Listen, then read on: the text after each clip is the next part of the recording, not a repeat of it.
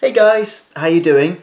I know it's been a while since my last post. Kind of things got in the way, work, new job, life. But I'm back, and although it's a little bit late, I'm going to do a little review of Sunset Boulevard starring Glenn Close that I saw a few months back now. I know it's finished, but I just thought in case it comes back again, when Glenn Close is like 110 or something, then you guys might like to get an idea of whether you want to go and see it. So I'm going to just give you my experience. So firstly, here is the programme, as you can see.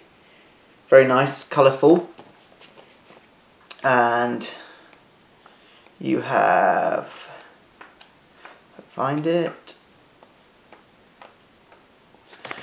the incredible Glenn Close, obviously taking up a whole page because of her amazing career in film and theatre.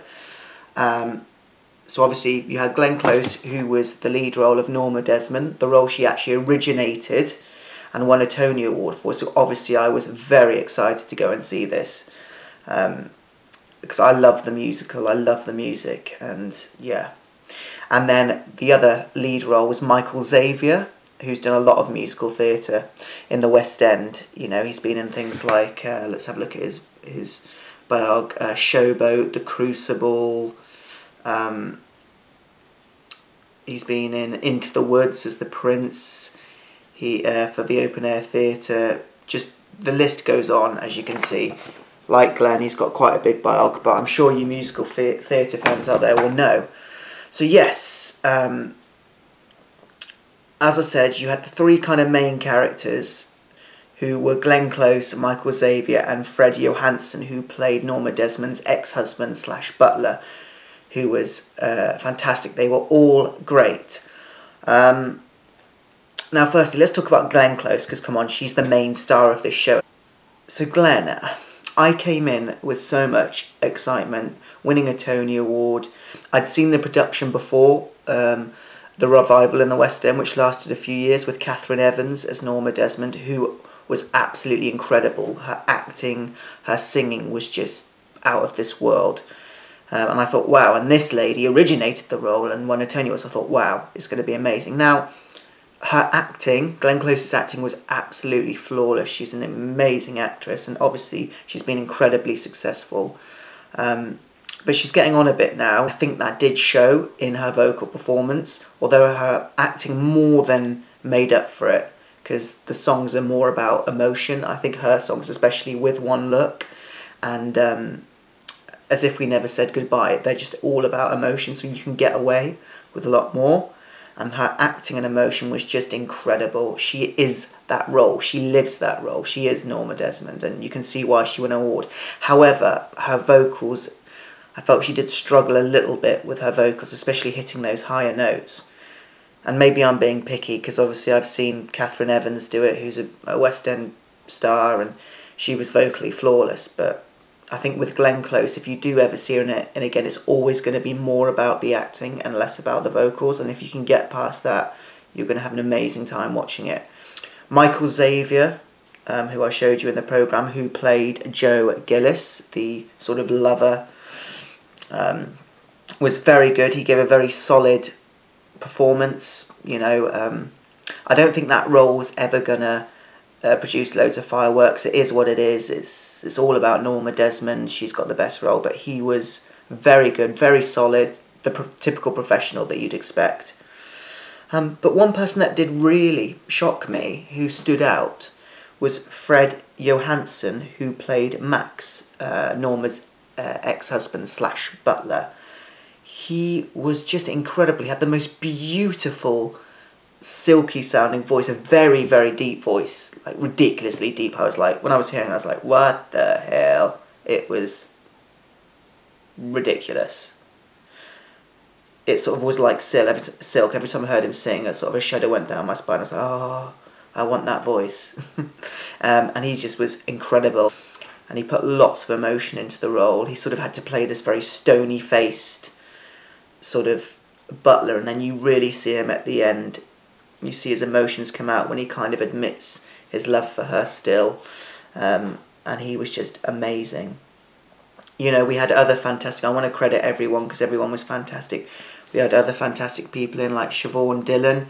Some of you might know her as she played Molly in Ghost in the West End. She was fantastic, beautiful voice. You had Hayden Oakley, who played Artie Green. He was great. Julian Forsyth, now he's done quite a lot. Been in Wicked, Woman in Black, Stephen Ward, and he was Cecil B. DeMille, which is not a big role, but he played that role very well with loads of energy and passion. Here's some of the supporting cast on the other page that you can probably see. But the set was very simple. If it ever comes back, don't expect to be going to see a full-on West End show. It's more like a glorified concert with a little bit of set. It was very simple. There were kind of 2 staircases winding down onto the stage. There's sort of a balcony area which attached at the top of the staircase is like a walkway. And the orchestra were in the middle of these stairways on the stage. So everyone was on the stage, basically. There was no flashy sets or anything. But what they did do with a very simple set was really effective. For example, the car scene when Joe Gillis crashes and he ends up at Norma Desmond's mansion. Basically, as someone run on holding headlamps, so they sort of run up the stairs and run across to make it look as if it was a car moving. So they were holding these headlights, and it was really effective. And I thought, wow, that's actually pretty clever. You know, anyone would think it's a car, not a random person holding 2 lights in their hands. Yeah, so what they did with the set was very simple, but very effective, and it didn't matter. You were so transported by the music and the emotion and the story that kind of where they were didn't really affect you that much. But it was kind of still obvious. They still made it obvious with little tweaks like the headlamps representing the car, like, you know. So yeah, simple set, but very effective. So in my overall judgment, I would probably give this a 8.5 out of 10.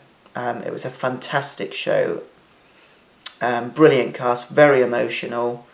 And if you love those kind of singy musicals like your Les Mises, your Phantoms, your Miss Saigons, I think Sunset Boulevard is one for you to see, and it's got a really good kind of bit at the end, which I won't give too much away, but it's kind of heartbreaking when Norma Desmond sort of finally cracks. That's all I'm going to say. And she's so deluded in her own head, and the way it ends is just amazing, and it's just like, wow.